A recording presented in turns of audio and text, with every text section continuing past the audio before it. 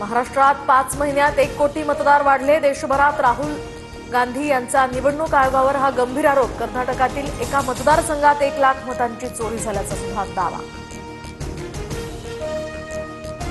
तर आरोपांबाबत राहुल गांधींनी एक शपथपत्र लिहून त्यात बोगस मतदारांची माहिती द्यावी। निवडणूक आयोगाचं राहुल गांधी यांना पत्र, शिवाय खोटे शपथपत्र आणि खोटे पुरावे देणं हे गुन्हा असल्याचाही त्या पत्रात उल्लेख। निवडणुकीनंतर 30 दिवसात पुरावे देण्याचा नियम, अन्यथा तो रद्द होतो। मग निवडणूक आयोग आता पुरावे का मागतोय? वकील कपिल सिब्बल यांचा सवाल।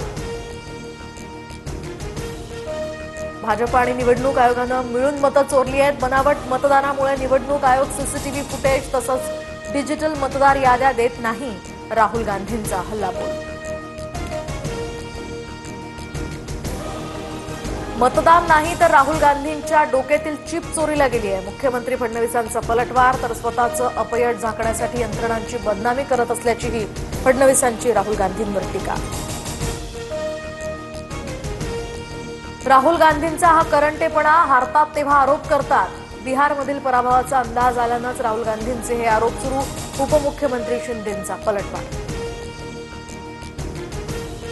कबुतरांना अन्न पाणी देण्याची बंदी मुंबई हायकोर्टाकडून कायम। कबुतरखान्याजवळून दररोज हजारो लोक प्रवास करतात। आमच्यासाठी नागरिकांचं आयुष्य महत्त्वाचं, वैद्यकीय अहवालाचा दाखला देत कोर्टाचं निरीक्षण।